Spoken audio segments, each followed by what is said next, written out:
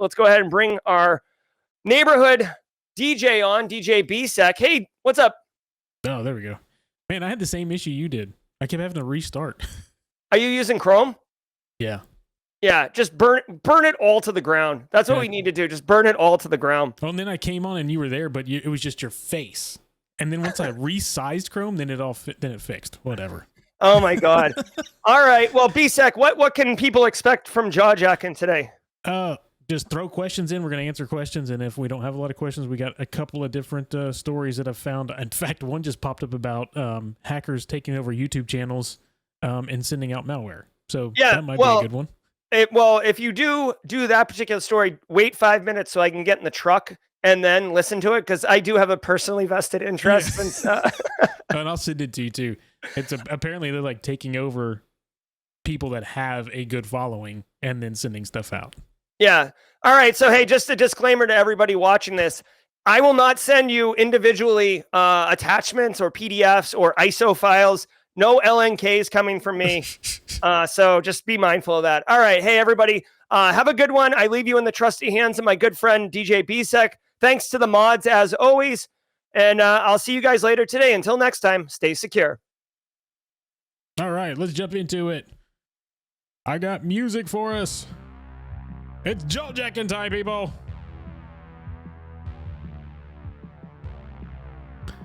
Throw in your clips or throw in your questions and we will get started.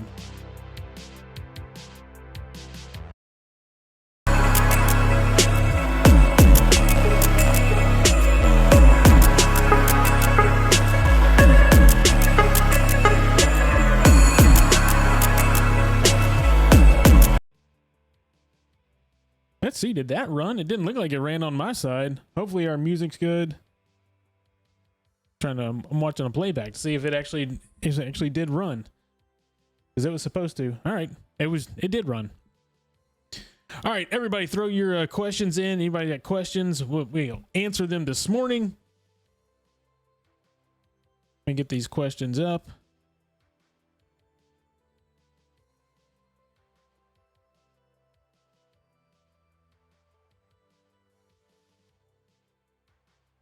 All right, I already got one coming in from Live Beats. Oh, let me see here. See if I can. MFA or 2FA, what would you choose? So, Live Beats Labs, what I would say, and I'm not sure if you guys can hear my music or not. MFA or 2FA, to me, the more authentication you have, the better, right? The more factors of authentication you have, better. However, you have to take that into consideration with your users, right? If it takes them 14 different types of factors to authenticate to before they can do something, that causes issues when it comes to your users into the business. So 100% 2FA, you got to have at least 2 factors. If the business will allow you to have more, or you can get by with having more, I would 100% go more than 2 just to have it there.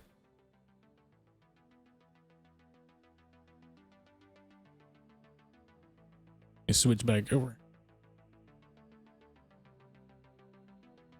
Oh, let's see what we got. I would choose, Christopher K. says I would choose 2FA. Yeah, so as it boils down to it, just like Christopher K. said, 2FA is going to be where you want to go. At least. Nothing less than 2FA. At least 2FA. So at least, a username and password. At least a text message. Although I would even get rid of going SMS. Like I would make sure that you're using some type of software authentication key. Maybe like the Microsoft Authenticator or the Google Authenticator, something along those lines. You've got to have more than one factor of authentication for sure.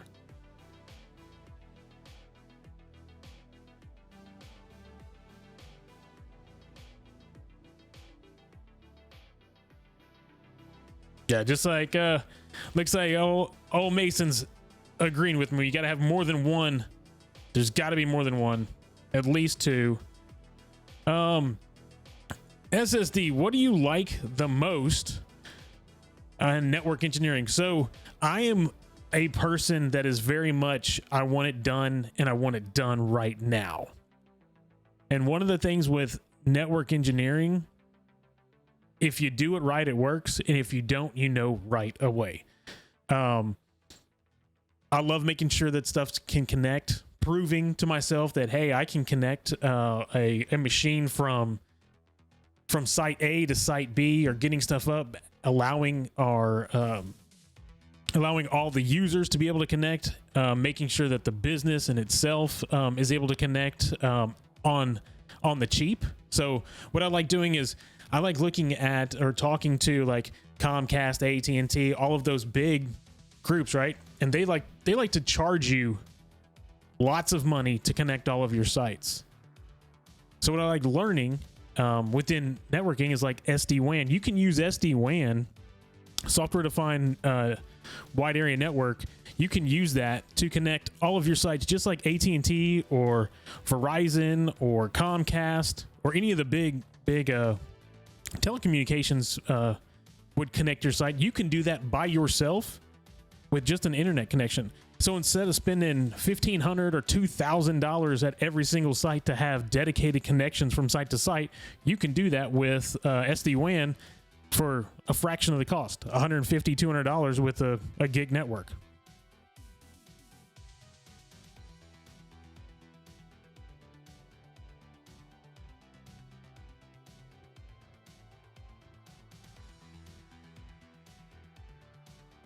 Let's see, we got Rex.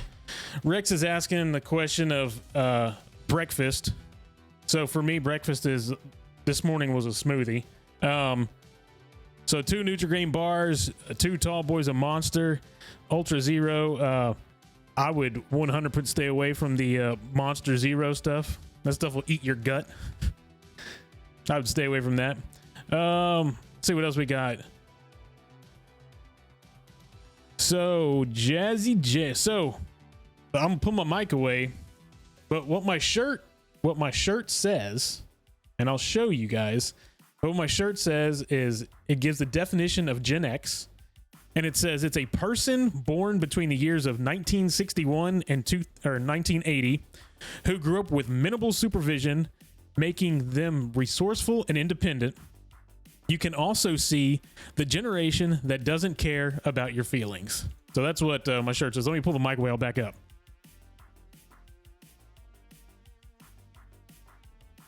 I've got another one that says Gen X, brought up on hose, water, and neglect, I believe is what it is.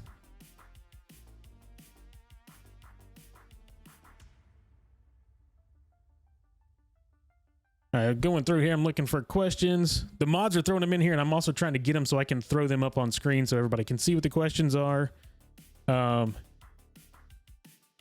Christopher K. Hall throws in that YubiKeys are becoming easier to use. YubiKeys are becoming easier to use, and they're better.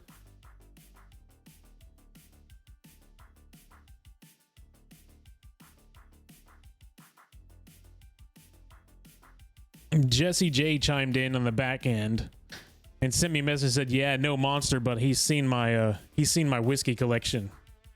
Well, whiskey kills the bad stuff. Monster is theirs. So stay away from the Monster. Let's see what else we got coming in here. Jazzy J's got one. Zim. Let's see what do we have for Zim. Why the dislike of SMS for authentication, cloning, SIM? Yes. So 100%. This when it comes to SMS, it's better than nothing, correct? But as we've seen through this week, and I believe I had a story. I think we already saw it once, but as we've seen this week multiple times, you guys have heard the protocol SS7. SS7 is that underlying protocol for the phone systems, for networking, for like AT&T, Verizon. That's what that platform runs on. That's what SMS runs on, and it's already been attacked years and years ago. So it is not secure, and it's been proven time and time again that SMS is not as secure as an authentication app, a YubiKey, or any of that. It's better than nothing. And if you have nothing else but that, then it is what it is. But if you don't have to use that and you have other forms, better forms of authentication, 100% you should be using those.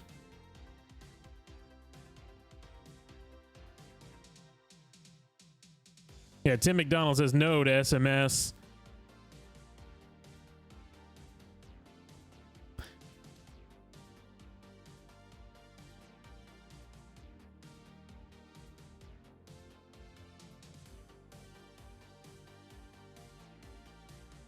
All right, Carrie. Carrie comes in with a deep networking question. Says, I know that I need to have hands-on experience. What is a good project to do with networking to show you can do the work? That way I don't look stupid next time I'm gonna ask that in an interview. So number one, you probably don't look stupid in the interview. I would say, number one, in an interview, don't ever go above and beyond what you don't know. Don't try to explain something that you don't know. This is for everybody. Like, if somebody asks you a question and you just don't know it, don't try to beat around the bush and try to act like you do. Just say you don't know it. That gets you a lot farther than you trying to BS your way through, because they'll see right through that, number one. Number two, Carrie, there are labs out there. You can get a hold of GNS3. You can get a hold of Packet Tracer. What I would do is, and I don't know how experienced you are in networking, but I would build my own network. And when I say, when I'm talking about building a network, when you're talking about corporation networks, you're not talking about a home network. You're not talking about that you have one router and one switch and all your stuff behind it. That to me is not a network. That is called a SOHO, like a work from home, small office, home office network. You need to have some type of router to router connection. So you're going to have maybe a VPN in between site 1 and site 2.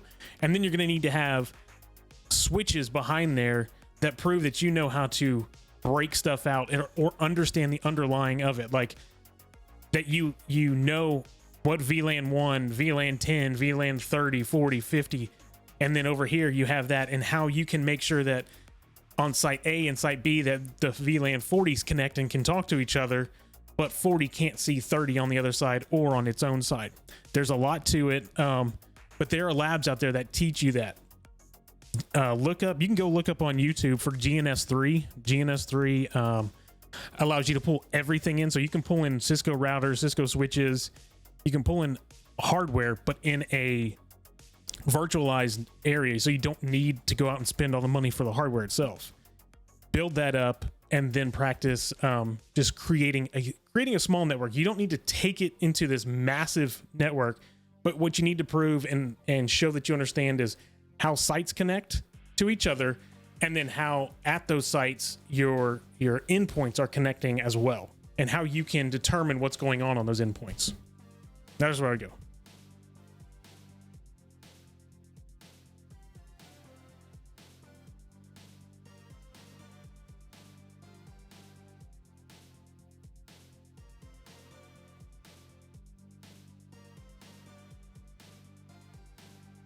All right. What do we got here? We've got so I got the one from Carrie is in.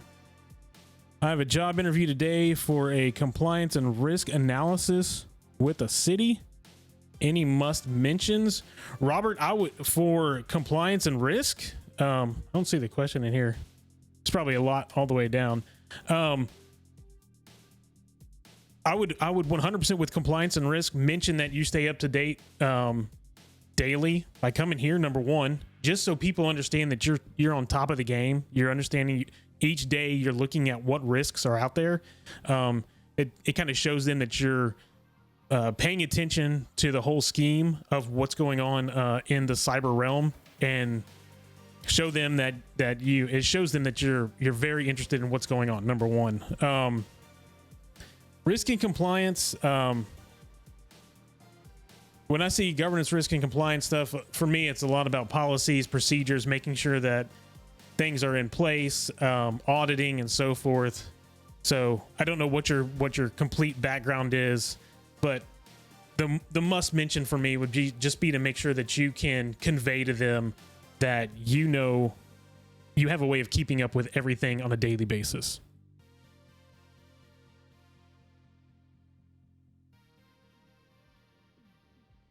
Got a lot of Gen X love up in here. Awesome.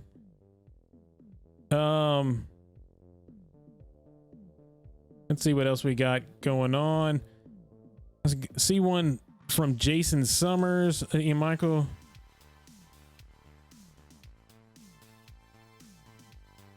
Ian Michael's asking if UB keys and the latest phishing attacks, have you heard or know anything about it? I have not seen that.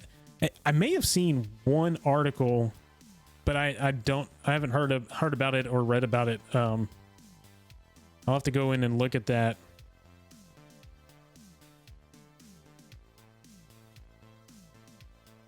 Let's see what this one is.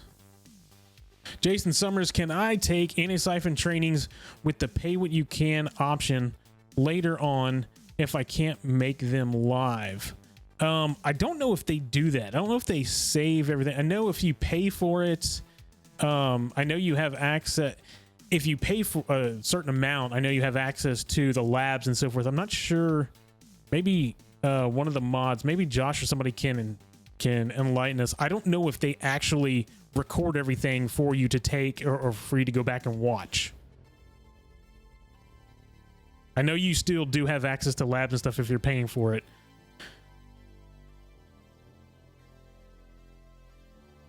Raymond Cruz, what about low-hanging fruit? Okay, let me see if I can find Raymond so we can put that up here. All right, Raymond Cruz, here we go. What are the low-hanging fruit while troubleshooting inability to SSH into a Cisco switch? Assuming that you can console into the switch, what are you checking? Assume the crypto keys are not the issue. Are you trying to troubleshoot a switch and you're trying to ask me what the low-hanging fruit is? Let's see. What are low-hanging fruit while troubleshooting the inability to SSH into Cisco switch? I mean, if you have SSH turned on the Cisco switch, you're going to get in. If you don't have the correct keys, or if the keys are fine, but they're old keys, meaning they're old crypto keys that are deprecated, depending on the software that you're using. Like if you're using Putty or something along those lines to SSH into it, it'll come up and tell you that it won't connect because it no longer allows those crypto keys in there. So that's where I would start, number one. And then if you can get on to did it say assuming you could console into the switch? So if you can console into the switch, that's the first thing I go look at. Go look at the crypto keys that are valid within in the switch or in the router itself. If it's an older switch or router, then that means more than likely it's using older cryptography, the older keys, and you've got to remove. You have to do one of two things. You have to remove the older crypto keys and move them to a higher level, or you have to go in on your SSH tool and add those keys back in, because more than likely they've been deprecated off, or they've been commented out and not allow you to connect to it. I've seen that. I've had that issue before. So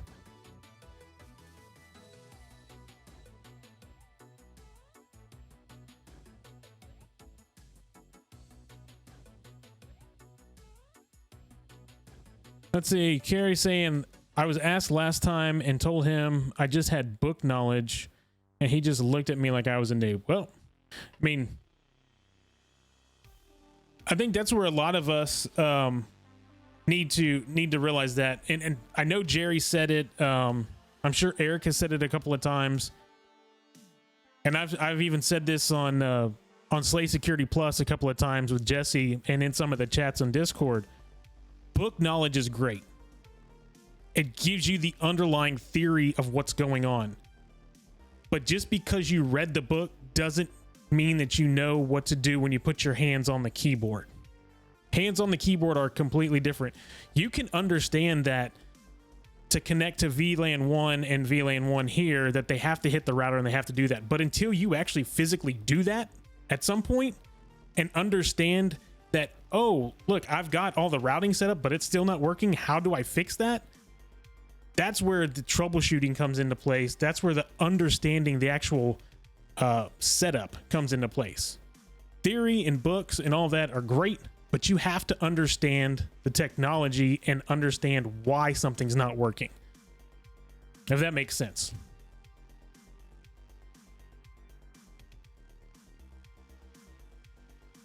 Let's see, we got, I think ACI Learning has stuff on. So Christopher Cahill is saying ACI Learning may have stuff on GNS3.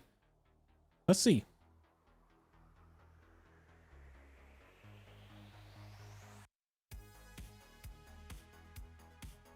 We're doing a lot of let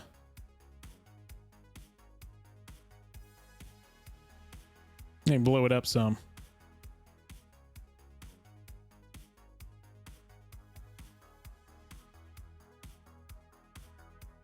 I think this is probably going to be, it's got to be under IT, right?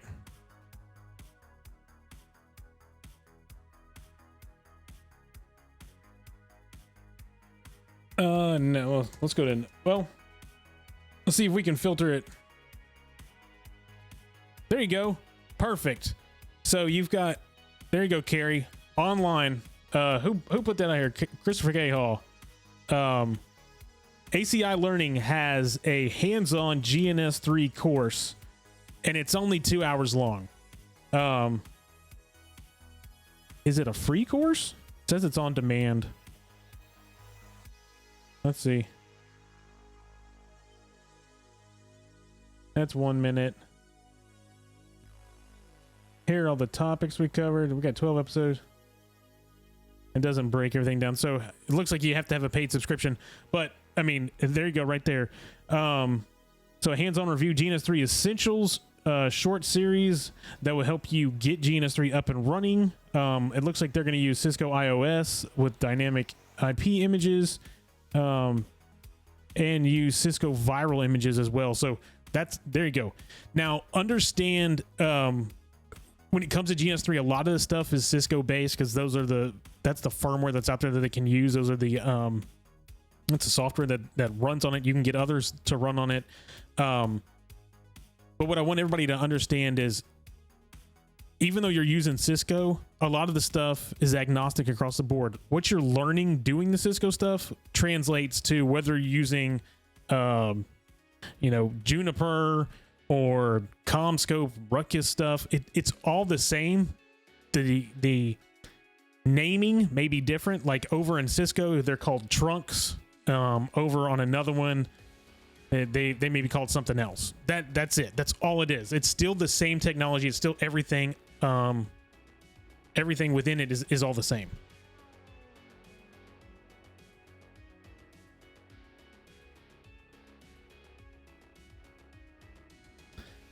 We got today's headlines.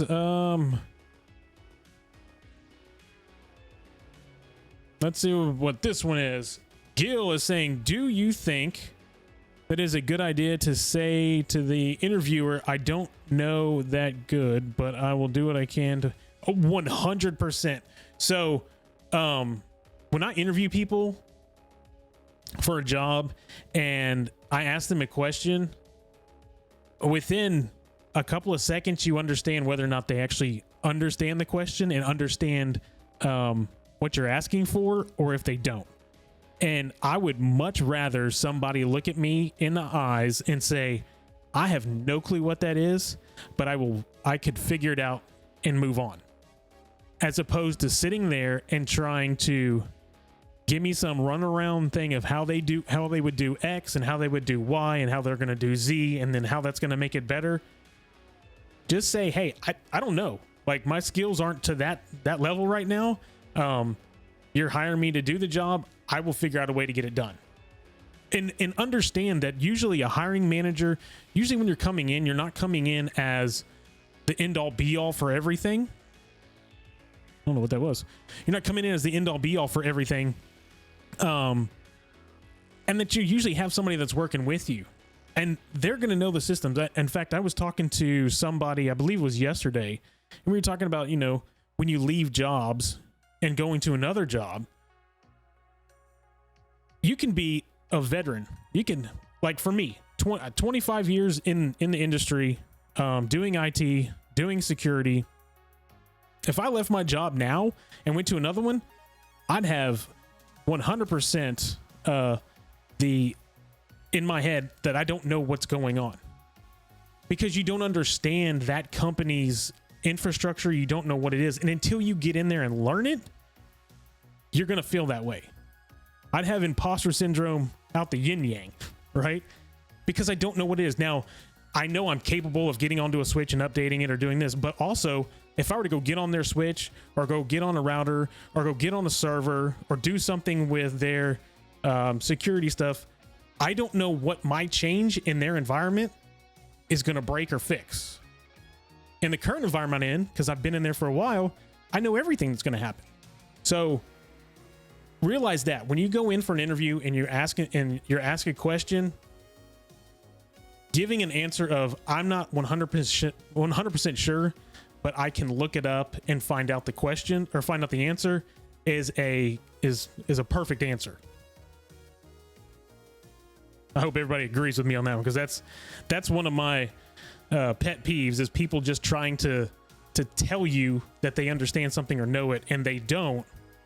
Just tell me you don't know it, and you can learn. That's what we're all here for. We're always learning. You don't know everything in IT, and every single day is a new step.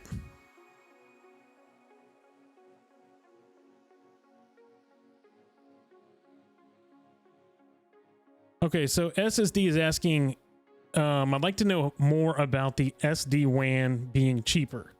SD-WAN is cheaper in the sense of all you need is an internet connection. So when you're running everything, when you go to AT&T or whatever ISP you're working with, if you have them connect their equipment, like if you have site A, site B, and site C, and you have them connect their equipment together and they're running all of the stuff, they charge you more. They charge you to put in, more than likely they'll probably put in MPLS, or they may put in their own version of SD-WAN, but they'll charge you probably 5 or 10 times more than what it would be if you did it yourself. There are devices out there that allow you to build up SD-WAN out by yourself. So then instead of it costing $1,000, let's say $1,000, we'll use easy numbers. Say it costs you $1,000 to go have AT&T put in a connection at each individual site. So that's $3,000 a month to have those sites connected, right? And they're running all of their protocols. Their network engineers are doing everything. They're keeping it all connected. And for the most part, so everybody understands, for the most part, when a network is on and everything's connected and good, for the most part, it's set it and forget it. Once you've got it set and you're good, now it's just maintaining. You're not changing a lot of stuff over the time. So now it's costing me $3,000 to have ISP1 do all this information. Now, if I come over here and I do it myself and I set this up, now I can have ISP1 at site 1, I could have ISP2 at site 2, I could have ISP3 at site 3. It doesn't matter who I'm using. I can go and get the cheapest internet and the fastest speed from whichever provider I want, and then I hook those in together myself. So maybe it only cost me $150 per site. So now I'm at $450 to have all my sites connected a month versus $3,000. If that makes sense. That's how you can save money. That's how you get the ROI. Now understand, when you go buy the equipment, originally you're going to have an upfront cost. Usually that cost is going to be a CapEx cost. And then your connections for each month is going to be an OpEx cost. That gets into more accounting and stuff like that. But that CapEx cost is drawn out over an amount of time. So say you bought the equipment and that CapEx cost is over 5 years. So if it cost you $1,000 per device that you put in, that's $1,000. That's $3,000 spread out over 60 months, right? As opposed to $3,000 a month for that. So there's a big cost savings in there. Can be.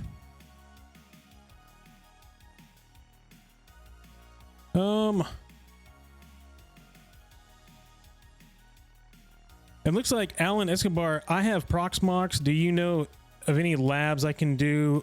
Networking labs. Alan, I don't. I have not looked at the Proxmox. I know there's a lot of people right now that are putting videos out on YouTube for Proxmox versus VMware, and working on transitioning from VMware to Proxmox. So I would go research that on YouTube. I don't have any direct experience with Proxmox right now, but it's definitely something I'm looking at as well because it's a big deal. Oh, Jerry came in with the, I think this comes back to the question before, came in with make sure you don't have an ACL blocking your connection into that switch for SSH. That's another one.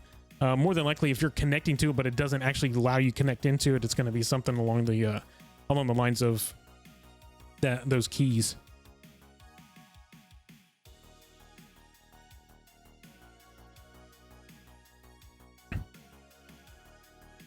Let's see. I'm looking for Gil's question. He's got a question in here. Kind of far behind. We had a lot of questions this morning. Good questions. KL. Gil's asking, do you think it is a good idea to say interview? Oh, I already did that one. And then Ian Michaels talking about YubiKeys. I didn't see that one. Scroll through. It looks like everything's out of mod chat. I'm scrolling down. Let's see. It is 8:27. I think Jerry is probably still. Hopefully, Jerry is probably still driving. Let's go through this real quick with the YouTube hack. So Jerry can hear this, and then I'll send this over to him. So what it's saying is hijackers or attackers are hijacking YouTube channels to steal your data. And basically what it's saying is, let's see here. It says criminals are exploiting YouTube to conduct sophisticated malware attacks, number one. Then it says they're targeting users, especially the young ones, with free software and video game enhancements as bait. I would assume we're talking about Robux here. Something along those lines. Innocuous looking videos offer pirated software and game cracks leading to malware. Popular games aimed at children are frequently used to lure victims. Verified YouTube accounts with large followings are getting compromised, and they're using those. It looks like it says many YouTube accounts seem to be compromised and used to distribute malware. The compromised accounts cloak threat. Many YouTube accounts distributing the malware videos appear to have been compromised or acquired from legitimate users. So Jerry, watch out. They're going to come for your account. Videos include links to password protected files on Mediafire that contain the malware. Malware identified includes Viter Stealer and targeting sensitive information.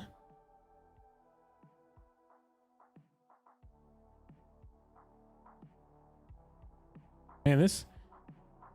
So, I think the crux of everything with this one is monitor what your kids are doing on YouTube. It looks like this is pointed directly at the younger kids to make sure that it's, like I said, it's probably for Roblox. It's probably for those games that you get to download for free and then turn around and get to have to pay while you're playing. So yeah, monitor what your kids are doing. Looks like there's something for Discord in here as well. Discord servers are now being used to distribute malware, instructing users to disable antivirus. Well, that's better. So now we've got kids that are on, probably more than likely they're on the Discord channel, and then people are sending messages in Discord telling people, hey, for this to work, you're going to have to disable your antivirus. That, I don't know if y'all can see this. Kind of looks small on screen. Oh, that's really big. So yeah, in the end, I would say let's make sure that we're watching our young ones that are playing these games. because it looks like that's where this is being pointed at. And we all know everybody's kids sit out and live on YouTube to do things.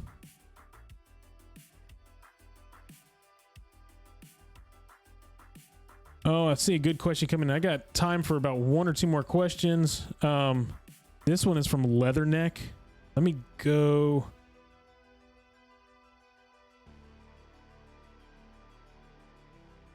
I don't see it in here, but I've got one from Leatherneck. It says, how concerned should we be about lateral movement in our organization using Microsoft O365 with the latest compromise and accesses in the threat actor has? So there, I'm not sure which latest compromise you're talking about. If you're talking about what was on this morning, that was actually a compromise that happened a while back. And that was just a report out for it. As it relates to O365, I wouldn't be as concerned about local machines. I would be more concerned about your O365, and you need to realize there's a difference between O365 and M365, but you need to be concerned about that environment, watching that environment, depending on what services you actually have in those environments would depend on what you can actually see. The logging, I believe, because of what happened with Microsoft. Microsoft actually turned on logging. I think they had it for 60 days and they bumped it up to 120 or 180 in Microsoft Purview. So all your logs are now kept for longer times in there. So you can go through Microsoft Purview and validate logs through there. Let me switch back over. There's always a concern for everything, but using Microsoft Purview, if you're in M365, you can use the threat hunting section within there to look at different types of machines. If you're using Microsoft Intune, then now you've got your machines connected in, and they're giving back analytics. You could use that information to see. There are ways to go through and make sure that your environment is safe and secure, or safe and secure that you can make it. But as anything, you've got to stay on your toes. Haircut Fish for a SOC analyst role. What do you feel is more important, learning a programming language or database language? For SOC analyst, I don't think either one of them. It depends on what software you're going to be using and knowing how to write the queries for the software or for the SIM that you're using or looking at. In my opinion, now take the word SOC analyst out of that, and you can be sitting there and doing. But I would say learning a programming language or a scripting language is probably number one on the list, not necessarily a database language.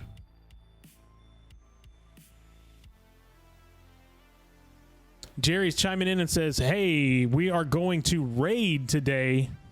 John Strand is going to make it to the stream, so it's just a raid. Jerry is not going to be participating, but he will be around for the raid, I'm sure. All right, we got one last question, and it comes from Chris Frazier. It says, what do you think of Copilot and how it can help with writing scripts? I'm using it, and God, it is a lifesaver. Okay, Frazier, I hope you're still here, Frazier, because I got a hot take on this one. So I'm using both. I'm using both Copilot. I am using ChatGPT. Put them side by side, ask them the same question, and find out what comes out. Copilot will give you what you need. It'll give you what you need to survive, right? ChatGPT gives you a better script. It condenses it. It does everything quick and fast. Some of the stuff, because Copilot is quote unquote newer, and the LLM probably doesn't have as much in there, you would think that Copilot, because it's Microsoft, would give you a more precise and pristine script. It doesn't. ChatGPT gives you a better one. That's not to say that Copilot isn't going to, pass it up soon, but right now, both work. Both work fine. But if you want a 2-page script, you can get it from Copilot. If you want a half a page script that does the exact same thing, you can get it from ChatGPT. But yes, I use both of them, And I use both of them and run the scripts side by side to see and make sure that they both work, and they do. It's just ChatGPT knows how to condense that script down more. All right. That's going to be it for me. It's 8:35. Loved all the questions. Great questions today. People coming in hot today with questions. I want everybody to remember that today at 4:30 Eastern time, Jerry has his fireside chat with Jason Haddix. At 7 p.m. tonight, we have Slay Security with Jesse J. Don't forget, believe, was it 2 p.m. Eastern? 2 p.m. Eastern. We've got the raid. We have the Daily Cyber Brief raid. We're going to raid over to the ACI Learning and check them out. But for me, that's going to be it for today. I hope everybody had a great morning. Love to see everybody here. I hope to see everybody tomorrow for the Daily Cyber Brief. Have a great day. And as always, let's make sure that us and everybody around us is staying secure. Until tomorrow. Bye. I hope you enjoyed the Jaw Jacking. Be sure to check out the Simply Cyber Daily Cyber Threat Briefing happening every single weekday morning from 8 a.m. to 9 a.m., where you can get the top cybersecurity news stories of the day, network with other professionals, and then stay for the Jaw Jacking just like you saw. I'm Jerry from Simply Cyber. See you in the next one.